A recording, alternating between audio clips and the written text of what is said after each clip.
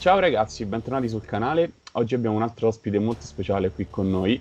Qui con noi c'è Bill Souza dagli Stati Uniti, capitano del team USA e TC, nonché grande giocatore di Age of Sigmar per chi lo conosce, che ha accettato di farsi una piccola chiacchierata con me oggi e adesso parleremo un po' di lui, della comunità americana e un po' del gioco dal suo punto di vista. Hey Bill, how are you doing? Hey, I'm doing great. How are you? Pretty good. Doing okay during these weird times, I would say. It is weird, that's for sure. Yeah. So let's just get into it. So first thing I wanted to ask you is how did you start playing Age of Sigmar? What got you into it? So I'm super old. So I started Warhammer in general with Warhammer Fantasy and 40K way back in 1997. So Wow. yeah, quite a while ago. And then when the old world died and Sigmar started up, I was playing 40K pretty heavily at the time. So for me, Sigmar, I mean, with no points anyway, was pretty just beer and pretzels, hanging out with friends, just messing around. And then when the General's Handbook came out, I was kind of flopping on 40K anyway, and just the rule set was great. The missions were fantastic. So, since GHB 1, I've been pretty exclusively Age of Sigmar. Nice. So I reckon you are a big Flesh Eater cosplayer, right? Yeah, so that obsession kind of started back in fantasy. I actually had a whole Vampire Counts army that I converted everything to be kind of ghoul themed just because I liked it. And then when Age of Sigmar came out, they had those awesome starter sets, so I just kind of expanded my collection with that. And, I don't play them exclusively. I play kind of whatever I feel like having fun with, but they're definitely my favorite. And hobby-wise, I put the most love into them just because I love the models and I love the army. Oh yeah, they're very cool looking models, I would say. Yeah. So I was wondering. So since I don't really know the American community, how are things over there? I mean, do you have like rankings? Do you have like local clubs where you guys go to play? Do you have a club you just go? I don't know, like every week, whenever. I mean, back when we could go play live. Yeah. I was a tournament in general also. The tournament scene in the U.S. is pretty interesting, and a couple different things I mean by that. Number one is the good thing is it's growing very, very quickly. So, Age of Sigmar, for the most part, especially relative to other tabletop games, is pretty new. So, I think if you kind of reverse time to when the General's Handbook came out, a local event would be maybe 6 people or so, local being, just your city. And then you go to a regional event and, a big event may be like 20 people or so. And then like the biggest GTs would be 40. You kind of look at 2019 and, not so much in 2020, obviously, but, that scale has gone up to where, 20 is the local level. And grand tournaments are, 20 to 50 people, if not more. And then the real big events are 1 to 200. So, I mean, it's really been year over year, these events almost doubling. As far as ranking goes, we use ITC is kind of primary, but that kind of varies by region. So, some areas just don't use ITC at all. So it kind of makes our rankings almost like regional, like, regions that use the ITC a lot, have a lot more representation in the data, than areas that don't use it at all. But overall, I mean, the scene is extremely healthy. Certainly no shortage of games, certainly no shortage of tournaments. And that's part of the challenge, just because when you look at the U.S. geographically, you can't drive to every event, and you're flying, I'm flying maybe every month. So you fly a lot to tournaments, actually. I was wondering that. Yeah, I fly pretty often. I mean, I don't know how many folks do, but I'd say, people who play as much as I do, I'd say, fly to maybe, for me, flying to maybe 8 events isn't unusual. It's definitely a heavy year, but it's not out of the realm of possibility. But yeah, with that brings a challenge. You want to see all your friends that you see maybe once in a while. It's not, a 3-hour car ride. In the instance of Las Vegas Open, for example, that's a 5-hour, 6-hour flight for me. Oh, wow. That has to be stressful also for transportation, I'm imagining. Yeah, it's fun. I was actually talking to my wife earlier. I'm on vacation this week, and the real interesting thing for me is this is the first vacation in probably 5 or 6 years that I'm not like flying to an event or flying somewhere for a family vacation or even going to Europe for a tournament or something. So this has been the most relaxing week I've had in a long time. Cool, cool. I'm sorry to interrupt your your relaxed week. Oh, Actually, no problem. Hey, talking Warhammer is a part of relaxation for me, so no problem. cool, cool. Nice. So, yeah, it's good to hear you have a kind of a really tight community, even though the distances are just incredible. Even yeah, from an outside point of view, because here we have like the most I've traveled inside the country is like a 3 hour train ride to go to Milan in October. But apart from that, we don't really actually travel that much. We have tournaments in kind of big cities, I would say, but yeah, nothing that big actually. So yeah, I mean, it takes a lot of dedication and a lot of investment. I'm guessing also from the monetary point of view. I mean, it's flights and just stuff. Yeah, it's pretty. Yeah, it's not cheap, and the hobby's expensive on its own. Oh Miniature yeah. and all that, and then that was part of our ETC process. Is just to be blunt with people is, hey, can you afford X amount of dollars a year to be traveling to play with toy soldiers? It's silly, but it's a part of it. Cool. So, do you have a local club where you go? Like, are you affiliated to a club or Yeah, anything so like I'm based out of Pittsburgh, Pennsylvania. that? We have a pretty strong community here. Not extremely competitive, but I am a part of a club called Gentleman Gaming, which is kind of like a national level club, I guess you'd call it. Mhm. Yeah, just a bunch of great guys, and most pretty competitive minded, but still try to play to intent, and at the core of everything, it's just a game. Mhm. So it's still.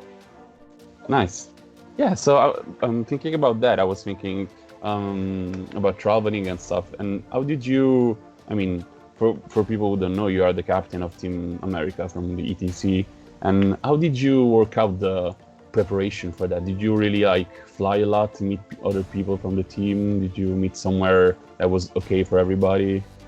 So I mean, I think it's pretty unique for us in how we do things. I mean, I've never been shy about saying we don't have a system. In terms of like using a rankings and just taking the top amount of people, kind of because like I mentioned earlier in the call, our data set isn't really complete because not everybody uses ITC. So for the first year I was captain, it was frankly just handpicking folks that I knew were good, not only good on the tabletop, were just a good fit for a team. So I mean, there are folks who they absolutely crush every game, and they'll take the top tier list and they'll do very well at every event, but that doesn't necessarily translate to somebody who's going to be great on a team.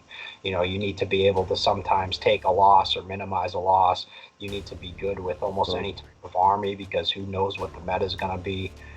So to be honest with you, it's a lot of handpicking, not just for that reason, but also, when the ETC first started for Age of Sigmar, it was 6 teams, and then it was 12 teams, and then we were shaping up to be 24 before it was canceled. But when it was back at the 6 and 12 level, it's kind of hard for me or for any captain to go to somebody and say, hey, as an American, this trip is going to cost you probably $3,000 to $5,000, Yeah. and there may be 6 teams. So do you mind spending that kind of money on something?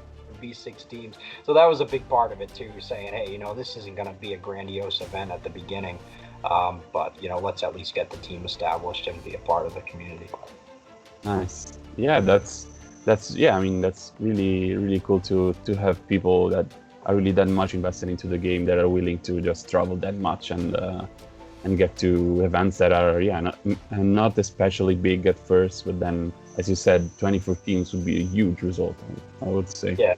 So we were before the event got canceled, it was 20 to 24 was what it was looking like it was going to be. So this year, with it being a little more mature, I kind of formalized it a little bit more. The process in terms of having an application, and taking it instead of just kind of not being blind to the rankings, but at least taking those folks into consideration if they did apply. So as the event matures, the process will as well. And what I'm saying today, I mean, who knows if I'll even be captain next year? This could all change.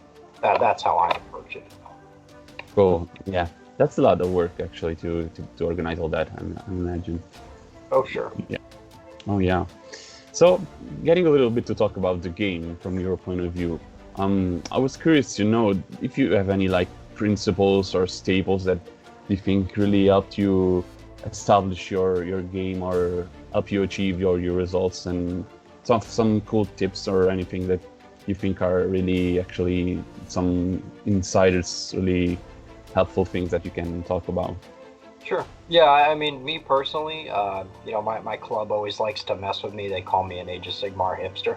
I like to play stuff that really either people just don't know what it does, or it's very difficult to win with, or whatever. And that helps you really with the fundamentals, because you can't just rely on some odd mechanic or something that's overpowered at the moment to do well. You kind of just need to be good with the functions of the game.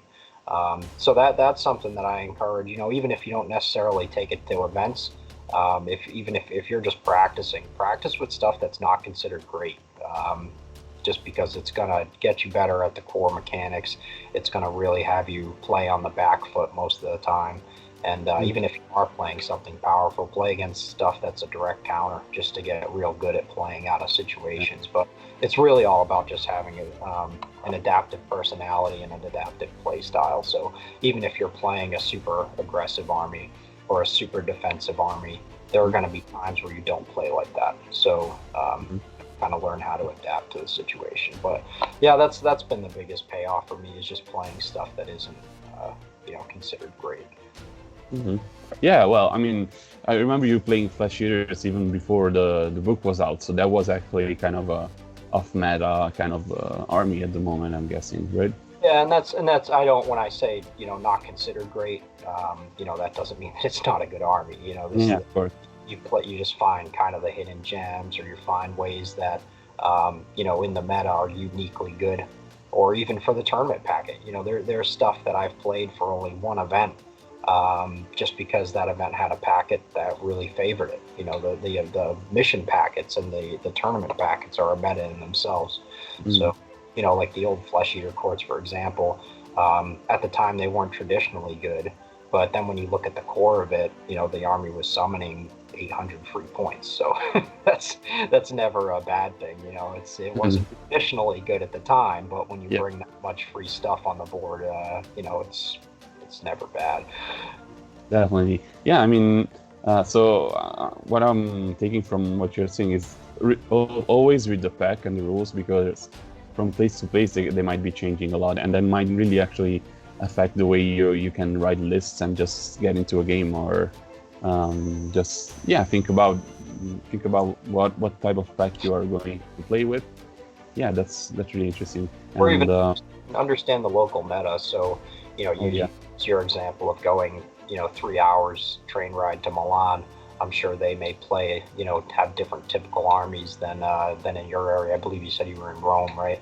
Yeah. Yep. So yeah, they may have a little different meta. So look at their packet, kind of develop to that meta, and then try to just know some of the local players and understand what armies are playing there.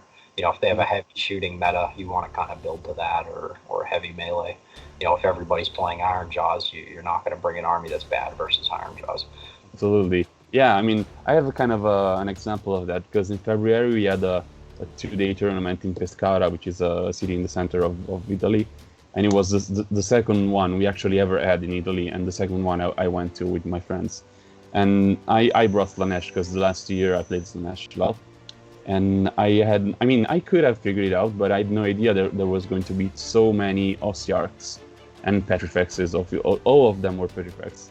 So, I mean, my list was just fucked 100%, because those two catapults are just bye-bye. I mean, I used to play 60 Demonettes too, which was not really helpful at the time. So, yeah, I mean, underestimating that was a big factor in having a struggle through the tournament as well, because I remember games where I just couldn't win. Actually, really couldn't win. Even though I tried a lot, it was really like a uphill battle from the start. Even though, I mean, I tried my best, I think there was really actually no odds in my favor. So that's I think a good example of what you were talking about. Well, and it is an instant win strategy, because I mean that strategy can absolutely backfire. I mean, it honestly happened to me at LVO this year. You know, I brought Flesh Eaters again, not necessarily because I wanted to win with Flesh Eaters again, just because with, you know, we were expecting a heavy Cities of Sigmar meta.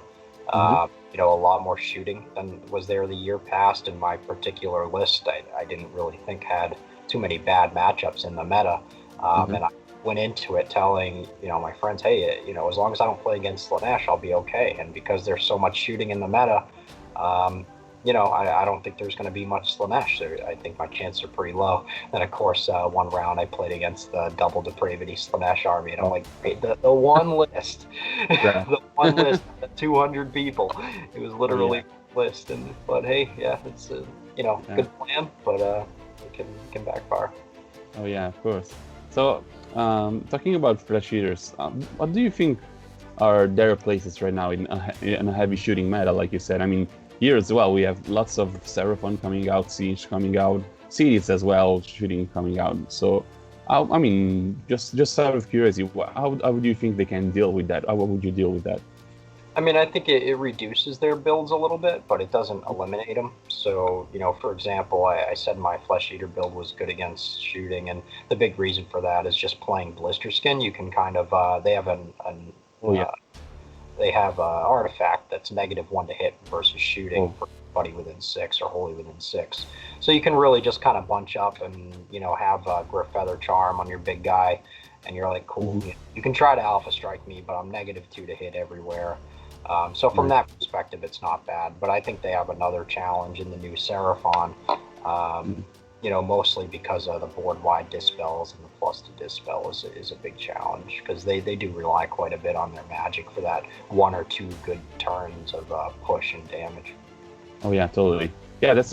I was thinking Blister Skin before you talked about it, because I remember the speed and there was something that really counters shooting. I remember not exactly what, but yeah, there was the artifact you were talking about. That's really nice. Also, I remember they have like a teleport kind of thing, right?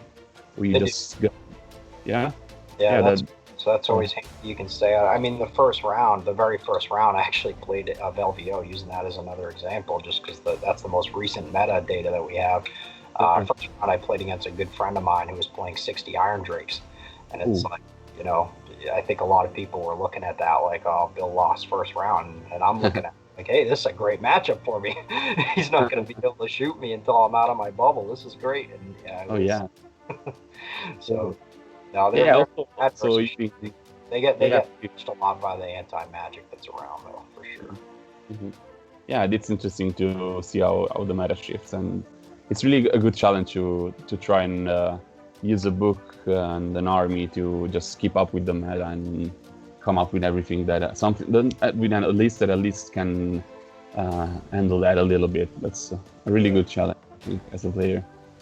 Seraphon is a big challenge for sure. They're just so efficient in every phase of the game. It's you know, I don't think anything's super broken.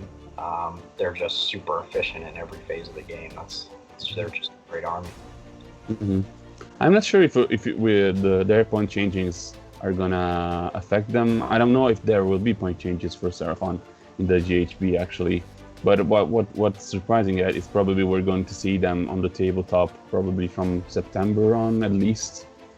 Yeah. So yeah, I think it's kind of frustrating to be a Seraphon player right now, because you have all your new stuff coming out and you just can't really play them except on probably Tabletop Simulator.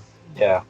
Well, that's. I mean, I'm playing a lot of games versus them now, you know, on Tabletop Simulator. But yeah, it's gonna be tough. And who knows if Games Workshop is even acknowledging Tabletop Simulator stuff as valid data for them.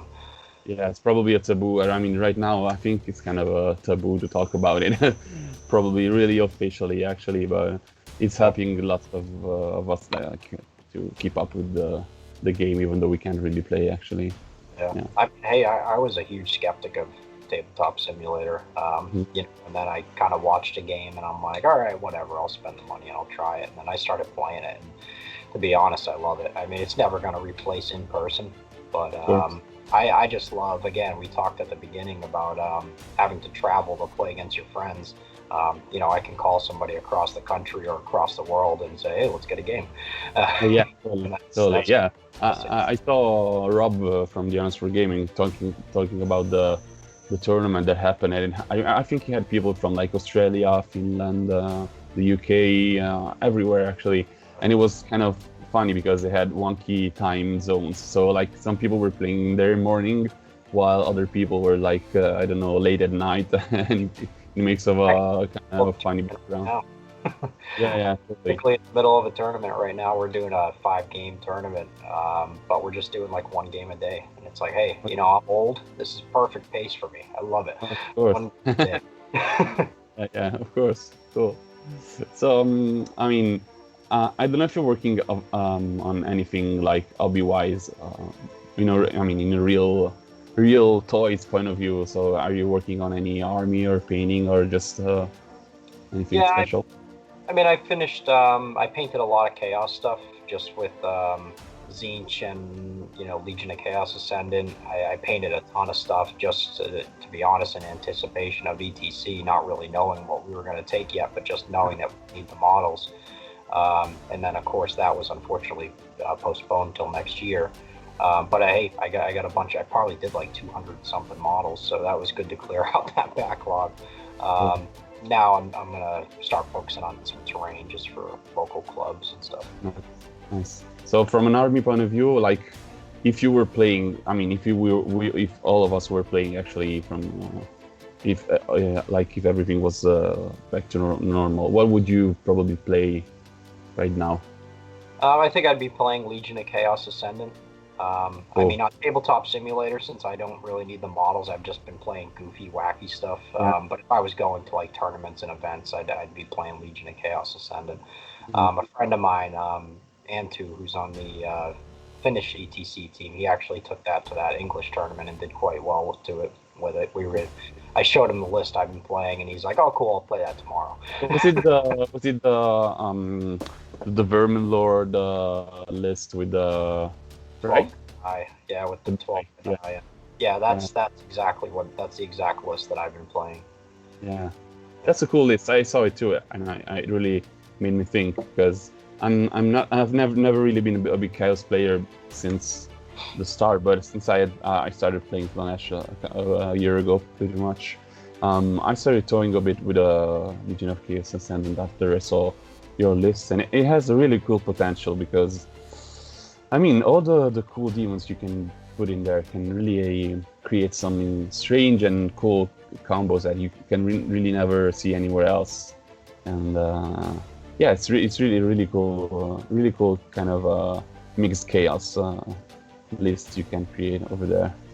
Yeah, I mean, you can really just play almost anything you want and throw some Tzeentch summoning in, and it's like, oh, cool, I'm gonna bring like 150 free wounds to the board. Like, exactly. Similar to Flesh Eater Courts, bringing in that many points of free stuff isn't bad. Exactly.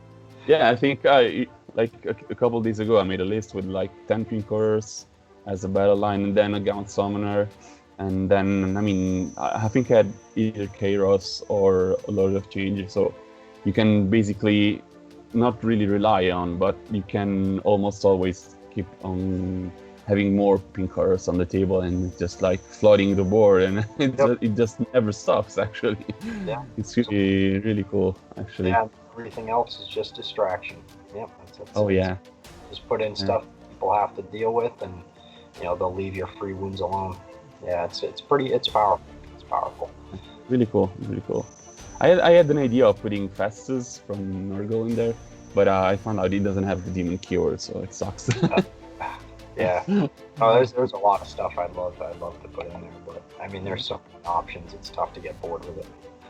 Yeah, of course. Nice. Okay, so I mean, I'm really actually happy with all the stuff we talked about. Do you have any like shout outs, anything, and somebody you want to talk about, or anything else you want to say? No, just I would highly encourage this tabletop simulator thing has certainly forced my hand to using it. But if you haven't given it a shot, just give it a shot. I think even after this is all over, we should all get back to shaking hands and having fun face to face. But in the meantime, let's use it. And if nothing else, it'll help. I think it'll help build the international community just because we know each other a lot easier. Yeah. That's what I'm really pushed me to kind of start these interviews, because I've always been curious to know more about the international communities too. So, I mean, talking to Rob as well, we was really actually excited to branch out and get to know people from all over the world, from Sweden and France or whatever. He knows lots of stuff, actually. He told me about lots of people from France. He knows there's a community over there, and also in Poland, I remember he talking about. And I would love to just kind of get to know all these people to start to create a really kind of an international feel for our game. That would be really cool. There's something really strange, and it's strange in a good way, about AoS, and it definitely translates internationally, especially after playing at ETC last year, is just everybody is fantastic sports and just absolute gentlemen on the table. I mean, I played several competitive tabletop war games, and you get kind of toxic people. Out of the hundreds, at this point, maybe even 1,000 tournament games I've played, I have never encountered a sore sport on the table, or somebody who's just kind of toxic to be around. Even playing at ETC, you kind of got to be prepared for a little bit of that, but we didn't encounter an ounce of it. I mean, just the entire AoS community, all over the world, seems very healthy, which is very encouraging. Oh yeah, that's good to hear. Obviously, yeah, pretty nice.